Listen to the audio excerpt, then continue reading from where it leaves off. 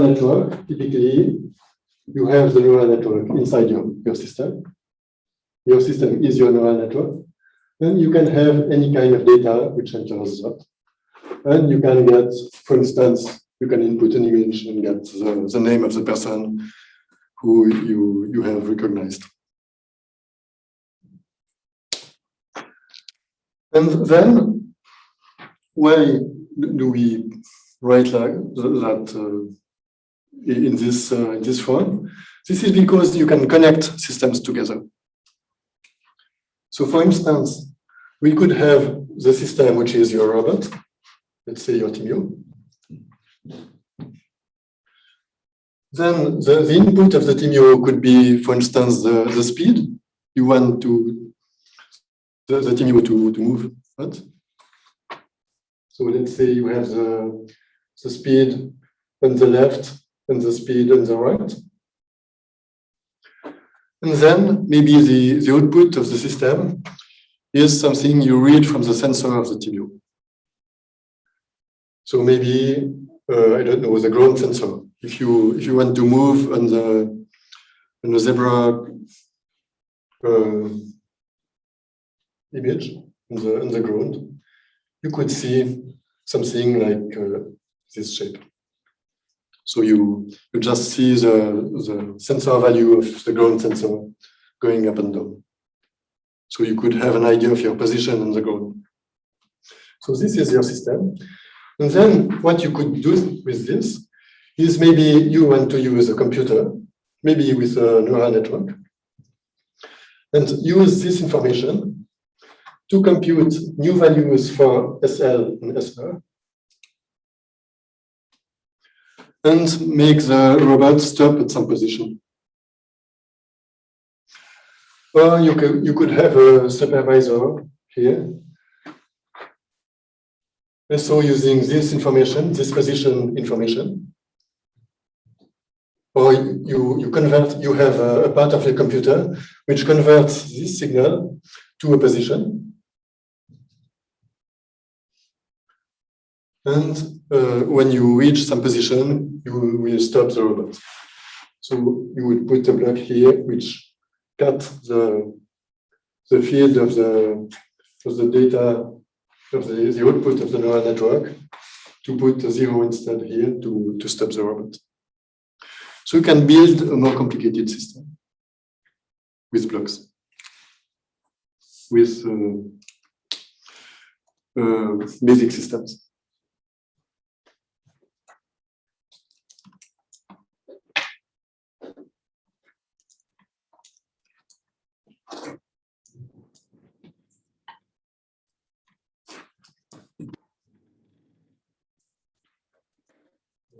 You know.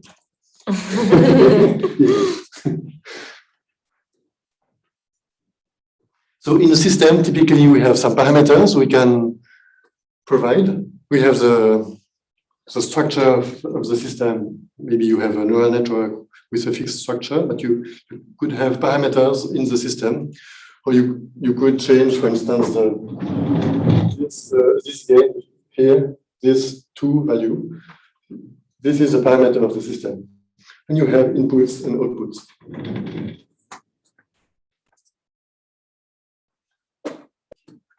So in one of the use of systems is automatic control.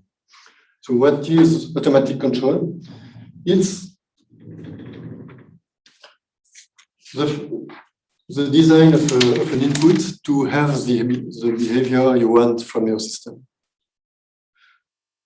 So, for instance, if your system is an airplane and you want to fly it at some altitude, you can measure this altitude, and depending on whether you are above or below the desired altitude, you will act on the flaps of your plane to go higher or lower, to reach back the desired altitude. Or you could use basically the same theory to make your robot move at some distance of an obstacle, or to focus your camera. you measure the fuzziness of the image, or some optical characteristics of your image, and then you move some lens elements in your system, in your camera, to focus on an image. So you find automatic control everywhere. In a lift or in your car, you have tons of automatic controllers. And how do you make your system reach the desired output value, the desired position or altitude or whatever, temperature? This is by making a measurement of the data you want. With the camera, we don't see you. If you are in front or this side, yes. Yeah, perfect. Thank you, Yves. So we use feedback loop. We measure something. We apply some transformation of the measurement. We compare it with the desired value. And we inject this as the control value of the system. So if your lift is below the floor you want to reach, you continue climbing. And then when you see that the distance is small enough, you will begin slowing down, and you will stop exactly at the correct level, so that the entering or exiting of the people will be fine and safe. And when you have a feedback loop, you have the notion of stability, of performance, and of robustness. So stability, if you react too fast, for instance, if with your plane, you see that instead of being at, 30,000 feet, you are at 999, and you act brutally on your flaps, you will go much higher, and you don't want to do that. So maybe you'd like to reach quickly the exact altitude, but you shouldn't expect too much from your system. So the system itself introduces limitations. So you should do it with a reasonable gain, a reasonable time to reach your goal. This is about stability, because if you do it too quickly, maybe you have an error, you are 1 foot too low, and then you will be 10 foot too high, and you continue, and you will eventually crash your airplane. Performance is linked to stability, but for instance, it's the fact that you don't want to go too high with your airplane. When you reach from below your target altitude, you want to have a smooth motion to reach your altitude without overshoot. And robustness is the fact that if, for instance, the temperature of the air has changed, you still want to reach the correct altitude.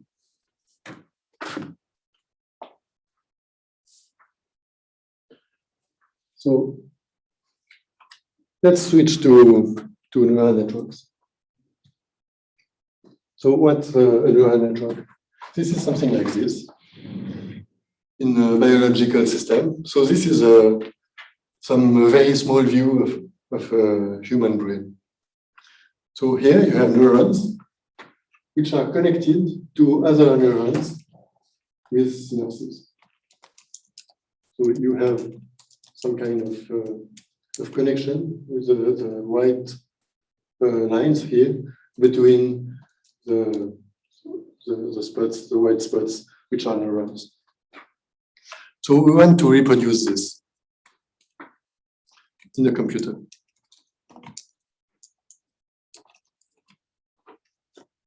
How does it work?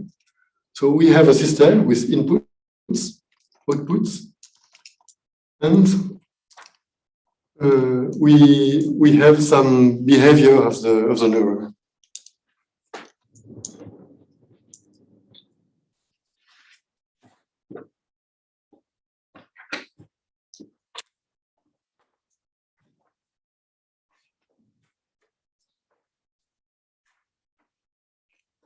We have the neuron. We have inputs. We could have a square or a circle, whatever. It's a kind of system. It's a small system as I defined it before. So we have inputs. We have outputs. And we have the behavior of the neuron itself. So for instance, the inputs, typically, the action of a neuron will be the weighted sum, so a kind of sum of the inputs.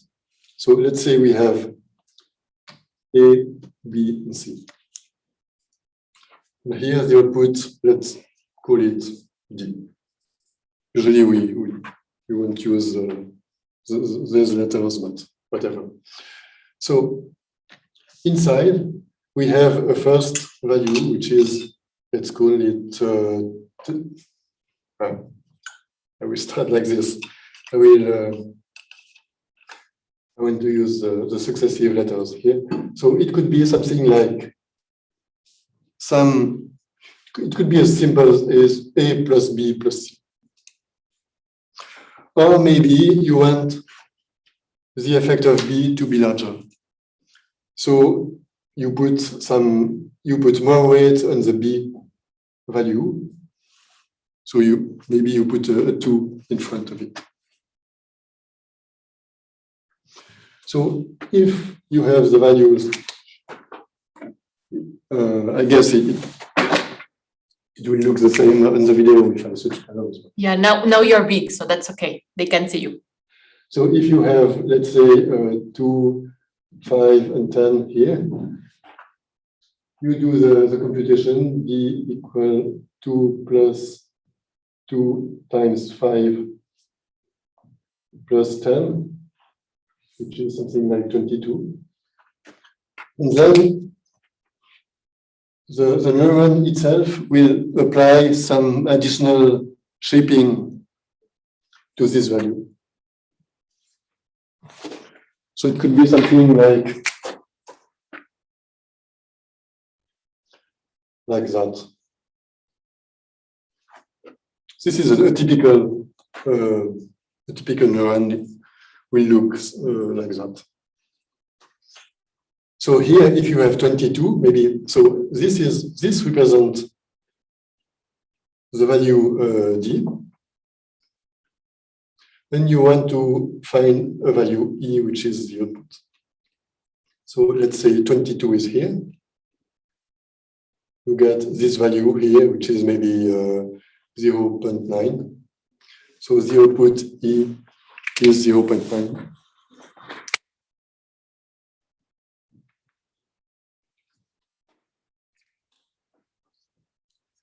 But you could have other kinds of neurons, which are maybe some saturation, so something like this. So the output E is the same as D when you are between, let's say, 1 and -1. And you saturate at +1 or -1 when you are outside. So if your value here is 22, you are higher than 1, you are maybe here, so it saturates to 1. If you had 0.5, you would be here, so the output would not saturate and you would get 0.5.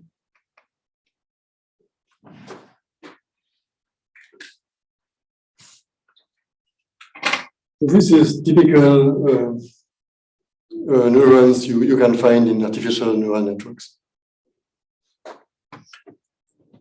And a neural network is just a network of neurons like that.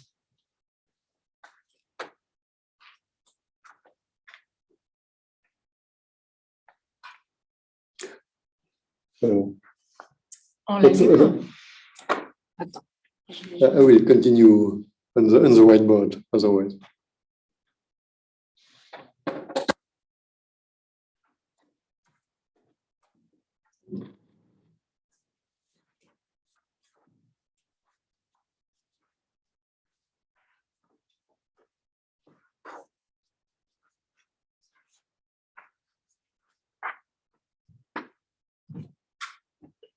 So in a neural network, you just have many neurons, artificial neurons, then you connect them.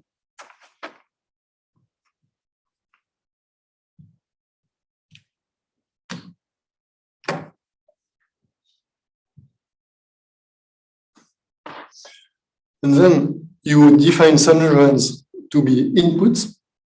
So for instance, you decide that this neuron is an input, this one too. And you decide to have some neurons which are outputs. So for instance, this one is an output. And this one too.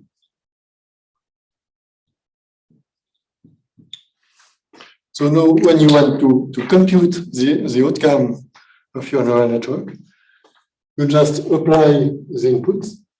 You compute for each neuron in turn, you compute the output of the neuron. You forward the information to the next neuron, and you end with the final output of your whole neural network, which is the solution of the problem you want to solve. So this, you could put something like this in a computer, but usually you don't want to have something which, you don't know how to define the structure of this. So you want to have something much more regular. You want to decide that you want just to connect, for instance, to connect all the inputs to the outputs. How do you do that?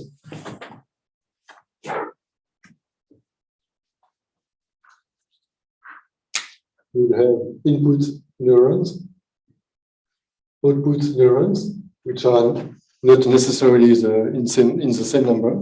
Then you connect. We have one question, Yves.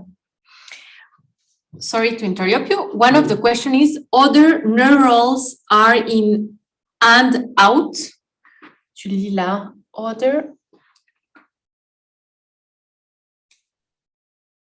In theory, you could.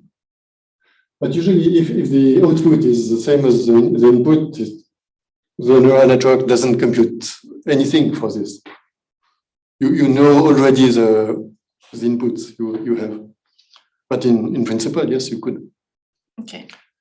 But usually, neural networks will look a little bit like this. So where you have a very regular structure, and the outputs are not directly the inputs. You have the inputs here, and the output here. And for instance, you could connect everything, all the input neurons to the output neurons. Something like this. With this, you can show that you cannot compute everything. There's some computation you can do with some kinds of neural networks, which you cannot compute when you connect directly the inputs to the outputs. It is possible to show that if you insert just one additional layer, then you connect everything to everything. From the input to this intermediate layer, and from this intermediate layer to the output. So no direct connection from input to output. So something like this. You can compute everything a neural network can compute, as long as you are not limited in the number of intermediate neurons. So here, maybe you could have 4 inputs, 3 outputs, and I don't know, 1,000 intermediate neurons, if what you want to learn is very complicated. So this is, with this, you can compute something from inputs to outputs. And then we have learning.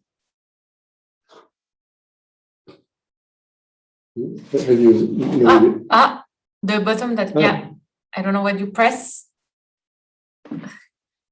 Ah, perfect. Now it's working. Great.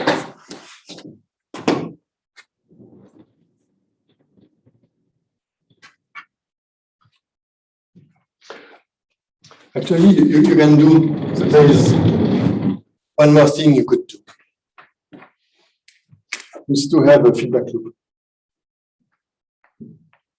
So here, when I told you that you can compute everything, it's everything you can compute without a feedback loop. If you have something, if you have a loop in your system, you can memorize something. You can remember a fact. And this is something you cannot do if you have only a forward path from inputs to outputs. So this is a special kind of neural networks. Faster. So we have a very simple neural network example. Maybe you already know it. It's one of the pre-programmed behavior of the Thymio. Actually, we have the Thymio. We sense the proximity to obstacles with two sensors. And we act on the speed of the wheels. So how do we do that? We put some offset to the speed. So we want the speed to be the speed on the left wheel to be something like, let's say, 10 plus, if you have an obstacle here, for instance, you measure something from this sensor. So you want to avoid the obstacle, and to do that, you want to accelerate this wheel, to go faster with this wheel than with the other one. So you add some component of this one. So let's say plus 2 times this left sensor, left proximity sensor, and minus 2 times the other one.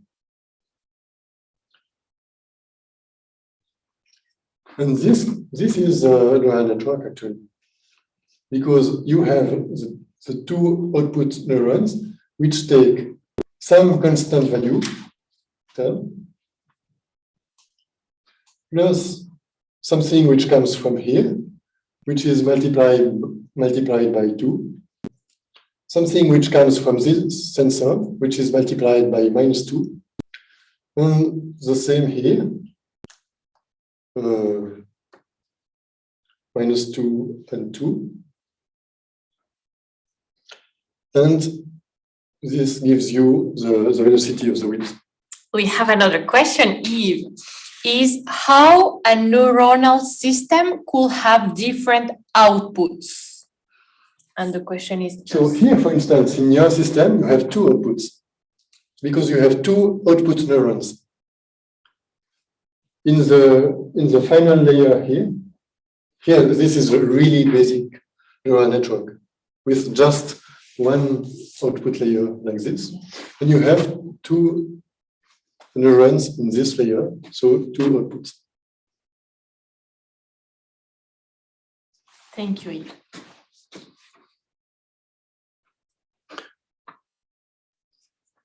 So I will go quickly on this because I've already explained you this kind of layout. And now, what about learning? So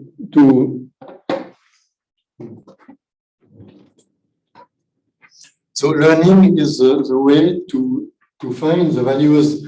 For instance, here we had values 2, minus 2, and well, we had 4 values because maybe the left sensors, the right sensor, and the motors have different characteristics you want to consider. And then you have offsets. So that's 6 values you have to find to get the behavior you want from your robot. So how can we do that? You have to learn the parameters. And for that, you have to decide, you have to apply some list of values. So for instance, when you detect an obstacle, you have the value you measure and the proximity sensor on the left and on the right. Let's say you detect 0, 0, you want to move forward.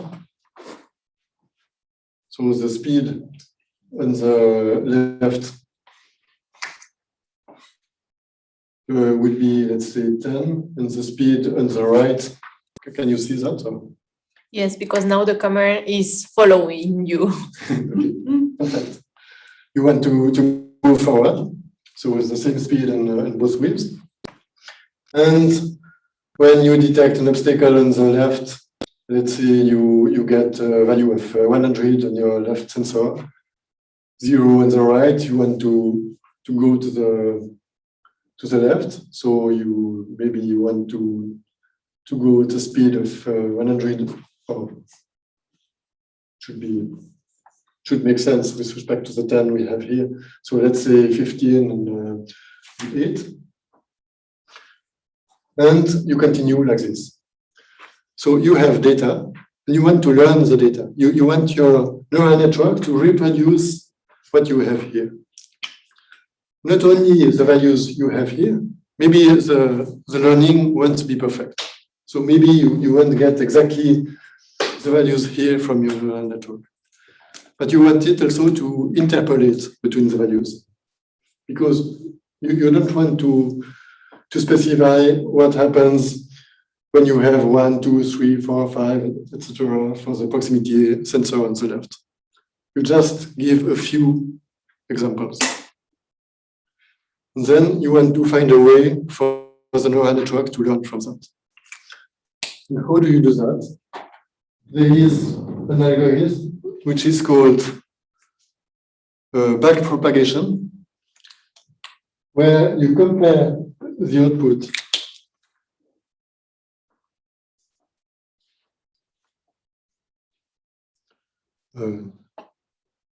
I have to learn also how to use this.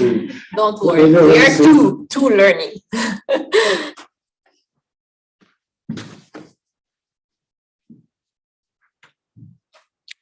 So you have your output neurons. You want the output neurons for one row of this data. Let's take this one. So you want the values, we have 2 neurons. We want the values to be 10 and 10. And maybe let's consider something which is a little bit more complicated, because it will be more interesting, with a hidden layer of 3 neurons. So when you apply,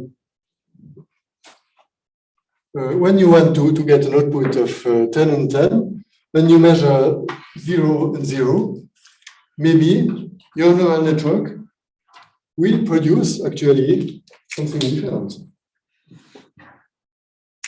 Because he's wrong, it's wrong.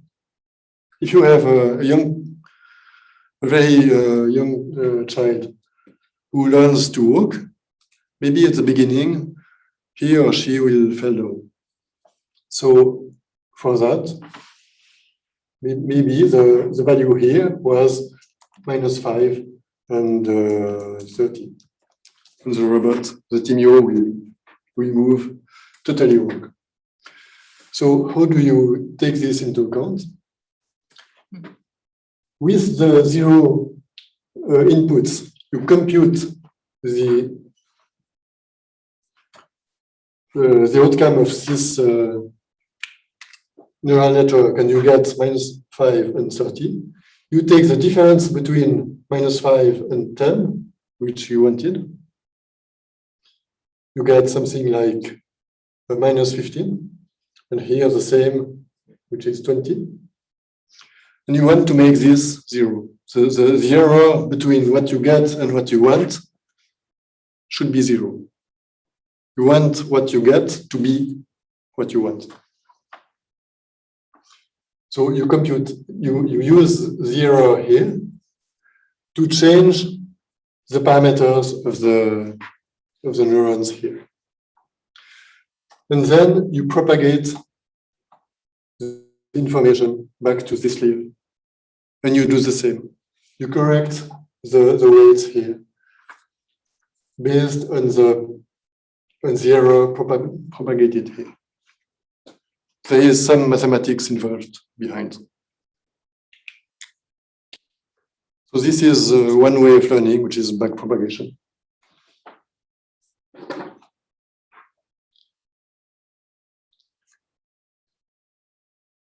No.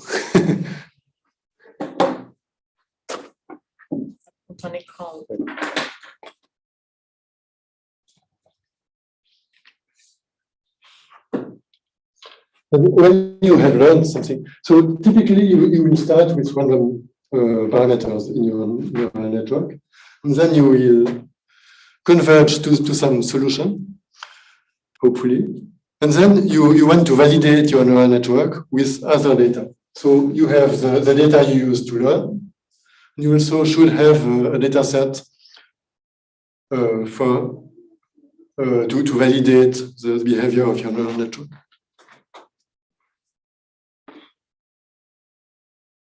Maybe I will go a little bit quicker on this. I want to tell you a little bit about deep learning. So what do we call deep learning? Deep means that we have a deep neural network. So deep is the number of intermediate or hidden layers. So here, I've told you that you could do everything with just one hidden layer, but I haven't told you that it was the best way to do it. If you have a complicated problem to solve, it might be much more efficient to have many intermediate layers. So this was impossible until maybe 10 or 15 years ago. It's because we have very cheap ways to compute extremely quickly results on large data sets that we can use deep learning. So let's say that you want to recognize someone in an image. You take a camera image, which is very large, typically something like, let's say, 1 million pixels. So your input layer is 1 million inputs. Let's say that you have, I don't know, 20 intermediate layers. Maybe you reduce a little bit the number of neurons. But even if you have the second layer is, let's say, 1,000 neurons, you have 1 billion parameters if you connect everything.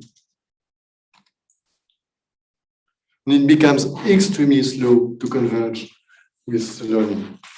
So you don't want to do that. It's impossible, even if extremely fast, with extremely fast computers. So instead of connecting everything to everything, we use what we call convolutional neural networks. Convolutional, it's related to convolution. A convolution is a kind of filtering of the image. So it's like in Photoshop, where you apply a filter to your image. You have just a very small filter, which is maybe 100 by 100. And you move, so you have just 10,000 parameters, maybe even less. And you move this filter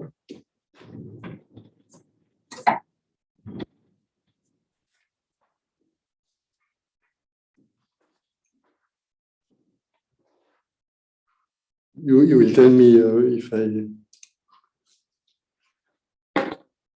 go much beyond the time. 5 minutes. 5 minutes. No stress. It's under control.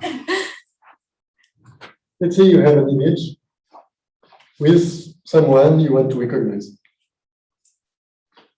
So it's an image of 1000 by 1000 pixels.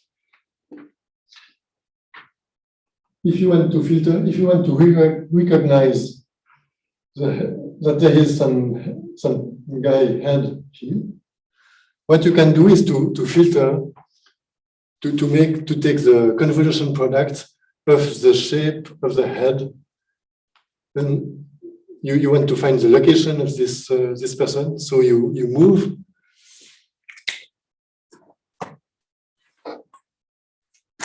You have some what we call a kernel, which is the shape of the head of someone. And you move this everywhere in your image. Let's say I will just write something which is completely black or white, or blue or white. And here's the thing. If you take the product of the ones, let's say that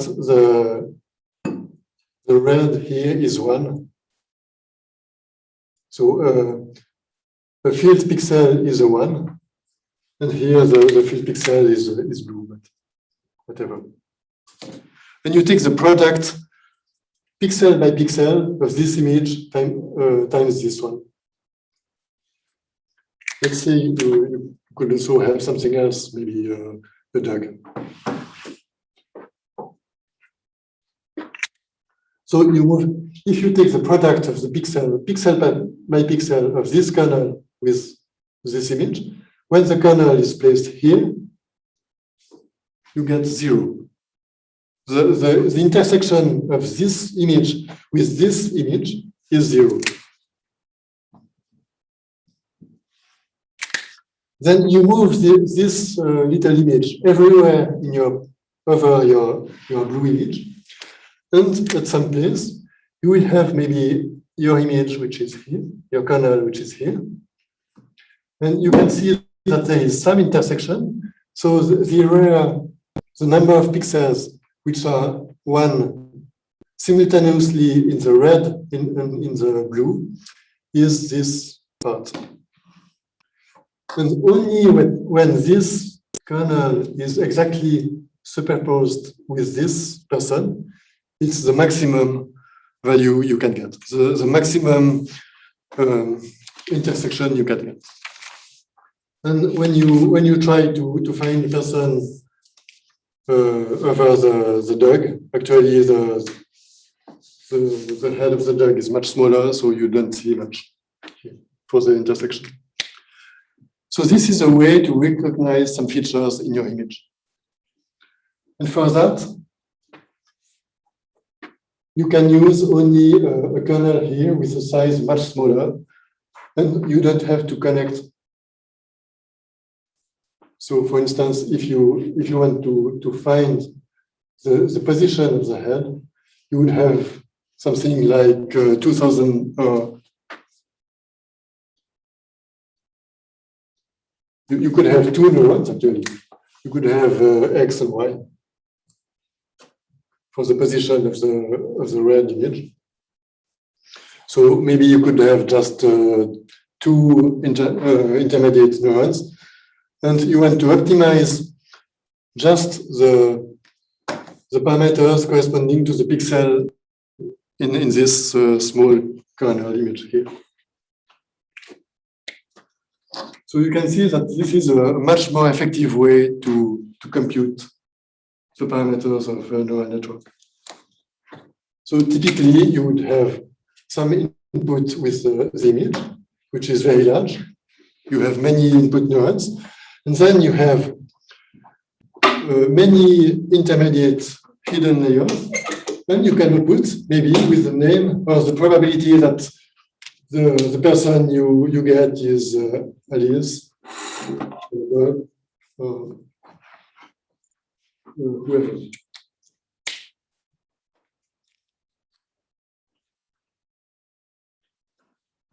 can just show you an example of this very quickly. So here,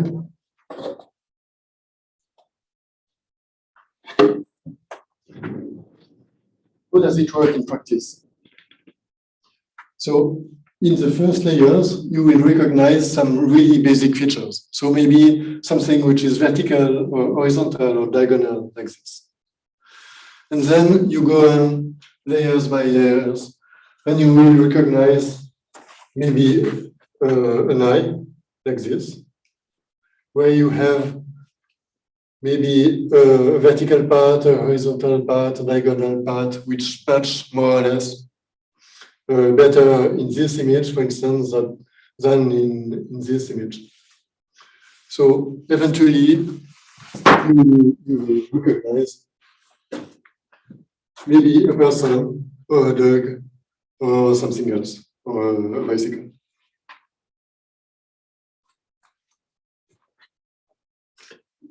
I think so maybe some applications possible with neural networks.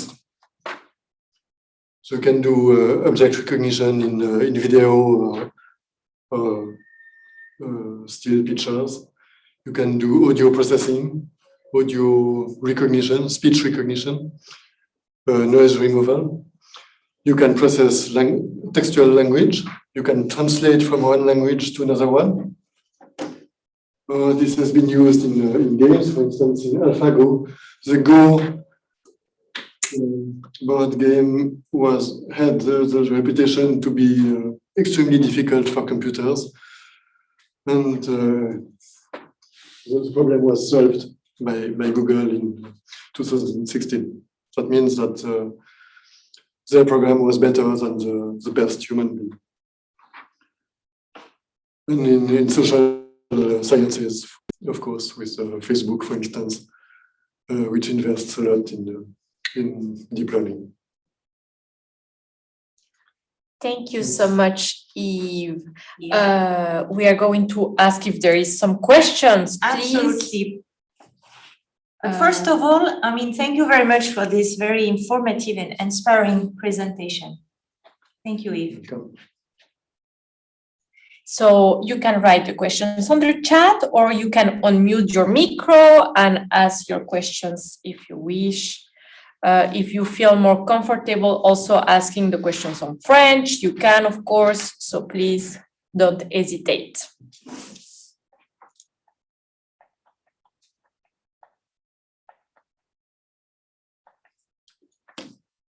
So we have algorithm, thank you, clear and complete. Thank you. Well Yves. done. Well done. Excellent overview. Yves, you are so successful. Perfect, we can. Okay. No questions? I think that there is no question. Okay, so Sandrine, should we proceed for the next step? Yes, so the next step will be to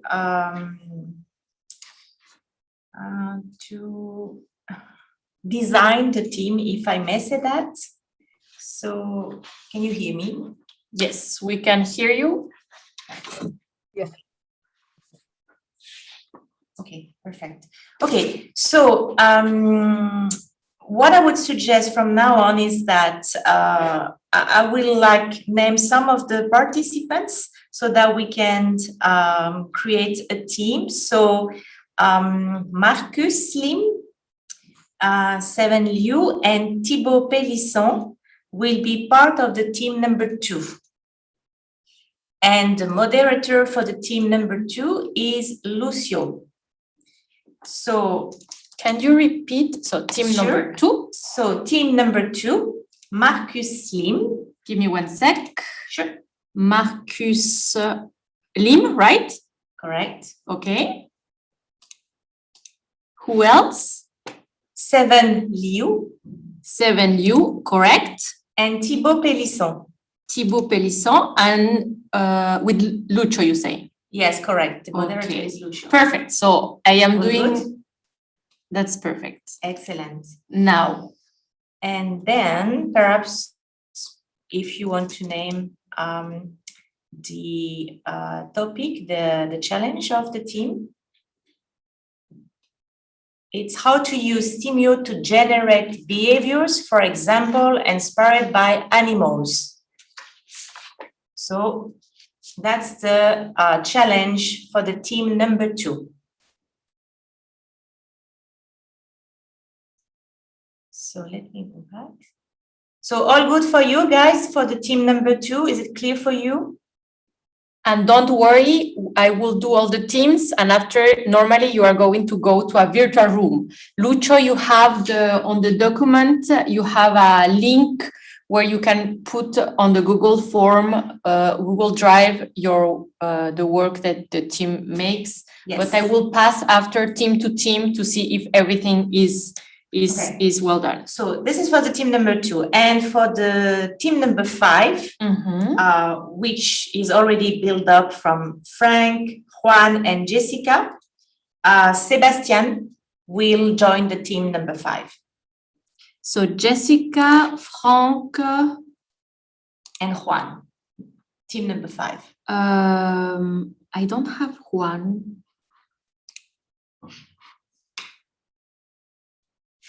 Can you check if he disconnected? Perhaps. Yeah. Okay. So Thomas, Jessica, Frank on the same team as yesterday, and today Lucho, Marcus, Sevenlu, Thibaut, right? And we are missing. No, that's all. I think. Do you also have the topic for team number 5? Sure. I think yesterday we have not defined that, at least. The topic for the team number 5. Yeah. Like for team number 2, it was to simulate the behavior. Yes, like an exactly. For but example, I don't recall that for team 5, or maybe I missed that. No worries. Yeah. So the team number 5, the challenge is make Thymio learn through machine learning. All right. That is for the team number 5. And Okay. the team number 2, it's how to use Thymio to generate behaviors, for example, inspired by animals. That's for the team number 2.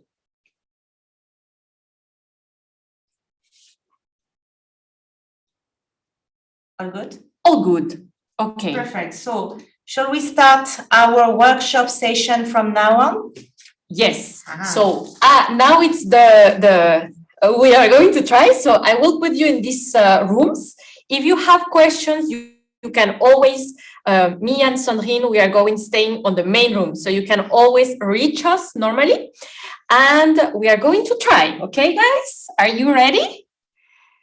Okay, ouvrir toutes les salles. So normally you have an invitation of going to the rooms.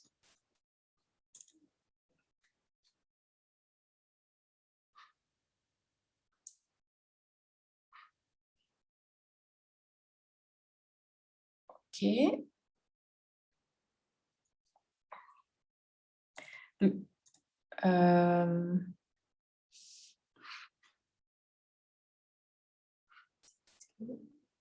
Did you all receive? We see where we can go. Okay.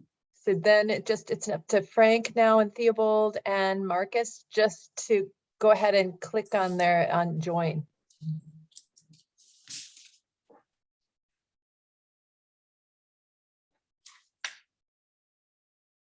Okay.